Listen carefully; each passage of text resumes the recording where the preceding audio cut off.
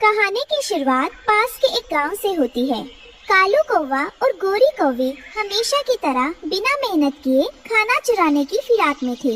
उनकी नजर एक घर के आंगन में सूख रहे पापड़ और पास में रखे आटे के बर्तन पर पड़ी। गोरी, तुम यही मुडेर पर बैठकर निगरानी रखो।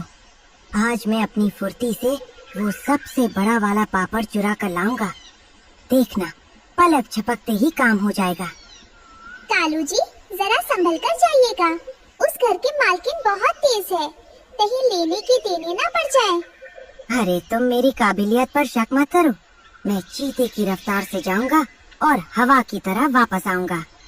कालू बड़े स्टाइल से नीचे उतरा और धड़ाम, कालू पापड़ की जगह सीधे खुले हुए सूखे आटे के कनस्तर में जा गिरा। आटे का गुबार उड़ा और कालू जब बाहर निकला तो वो पूरा सफेद हो चुका था, जैसे कोई कबूतर या बगुला हो। अरे ये कौन है?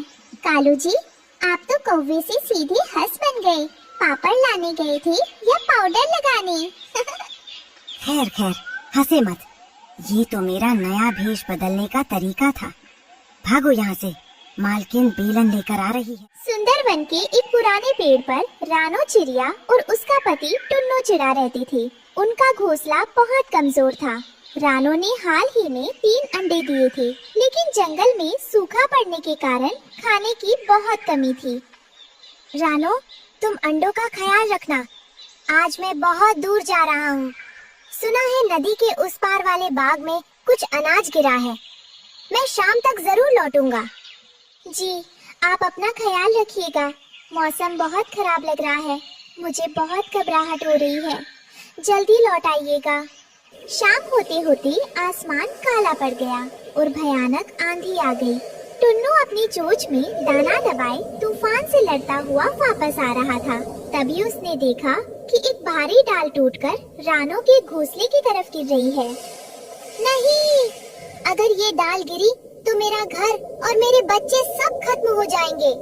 टुन्नू ने अपनी जान की परवाह किए बिना उस डाल के नीचे अपना छोटा सा शरीर लगा दिया। डाल तो रुक गई, लेकिन नन्हा टुन्नू उसके नीचे दब गया। रानो, मैं अब नहीं बचूंगा, लेकिन तुम हिम्मत मत हारना। हमारे बच्चों को मेरी कमी महसूस मत होने देना। उन्हें ऊंचा उड़ाना रानो, बहुत ऊंचा। पूरी रात टुन्नू का इंतजार करती रही। तभी हरिया तोता वहाँ आया। उसका चेहरा उतरा हुआ था। रानो बहन, हिम्मत रखना। टुन्नू भाई ने तुम्हारे और बच्चों के लिए अपनी जान दे दी। वो अब हमारे बीच नहीं रहे।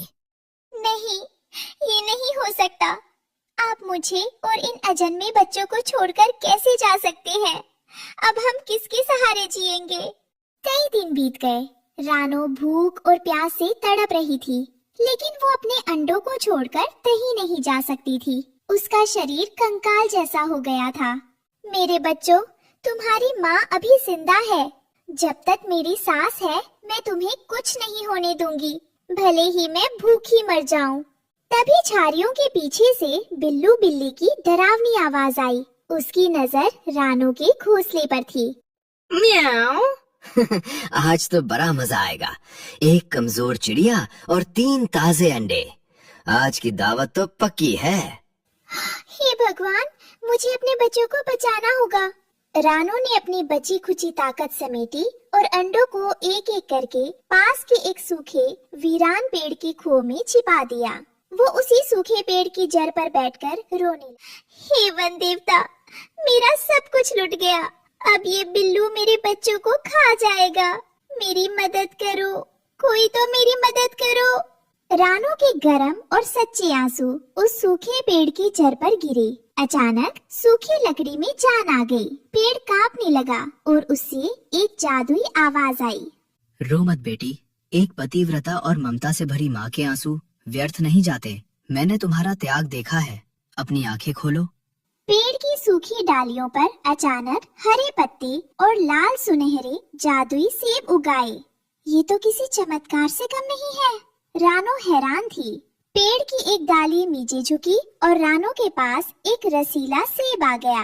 दूर बैठा कालू कौवा और गोरी कौवी ये चमत्कार देख रहे थे। अरे गोरी, देख रही है, उस सूखे ठूंठ पर सेब उगाए हैं। रानो मजे से खा रही है। हमें भी वो जादुई सेब चाहिए। हाँ कालू जी, जाइए और उससे छीन लीजिए। वो अकेली चिड़िया हमारा क्या बिगाड़ लेगी। कालू कौवा उड़कर पेड़ के पास गया और रानो पेड़ की खोखल में चली गई और दरवाजा बंद कर लिया। हे जादुई पेड़, मुझे भी वो सुनहरे सेब दे, वरना मैं तुझे अपनी चोंच से खोद डालूंगा। ये फल केवल त्याग और ममता के लिए है, लालच के लिए नहीं। तुम यहाँ से कालू ने गुस्से में पेड़ के तने पर जोर से चोंच मारी, लेकिन पेड़ का तना लोहे जैसा सख्त हो गया। कालू की चोंच मुड़ गई और वो दर्द से चिल्लाया। हाय मैया, मर दे। अरे मेरी चोंच, मेरी सुंदर चोंच का तो कचुम्बर निकल गया। ये पेड़ है या लोहे का खंबा? अपनी बेइज्जती का बदला लेने के लिए कालू पास के गांव में गया। वहां उसने एक लकड़हारे को देखा। कालू उसके सिर पर मंडराया और उसे जंगल की तरफ इशारा किया। काऊ काऊ, मेरे पीछे आओ इंसान, मैं तुम्हें बहुत कीमती लकड़ी दिलाऊंगा। अरे ये कौवा मुझे कहीं बुला रहा है। लगता है जंगल में कोई बड़ा शिकार या अच्छी लकड़ी है। चलो देखते हैं। लकड़हारा कालू के पीछे पीछे जादुई पेड़ के पास पहुंचा। पेड़ को देखकर वो खुश हो गया और उसने अपनी कुल्हाड़ी उठा ली। रानों के अंडे फूट चुके थे और नन्हे बच्चे बाहर आ गए थे। ये खनखनाहट, ये तो किसी हथियार की आवाज। रानो बिजली की फुर्ती से खो से बाहर निकली और सीधे लकड़हारे की कुल्हाड़ी के सामने पंख फैलाकर खड़ी हो गई। कृपया रुक जाइए, इस पेड़ को मत काटिए, ये मेरा घर है। अगर आपको मारना है तो मुझे मार दीजिए, लेकिन मेरे बच्चों को छोड़ दीजिए। इस चिड़िया की आंखों में तो बिल्कुल मेरी माँ जैसा दर्द है। ये अपनी जान देने को तैयार है। नहीं, मैं इतना निर्दयी नहीं हो सकता। लकड़हारे ने कुल्हाड़ी नीचे कर ली। ये देखकर कालू कौवा गुस्से से पागल हो गया। उसने सोचा कि इंसान पेड़ नहीं काट रहा, तो उसने लकड़हारे के कान पर जोर से काट लिया। आह, दुष्ट कौवे, तू मुझे यहाँ पाप करवाने लाया था और अब मुझ पर ही हमला कर रहा है। रुक, तुझे बताता हूँ। लकड़हारे ने फुर्ती से कालू को पकड़ लिया और अपने पिंजरे में बंद कर लिया। आपका बहुत धन्यवाद भाई साहब, आज आपने इंसानियत की लाज रख ली। बुराई का अंत हुआ और रानो अपने बच्चों के साथ उस जादुई पेड़ की छांव में खुशी से रहने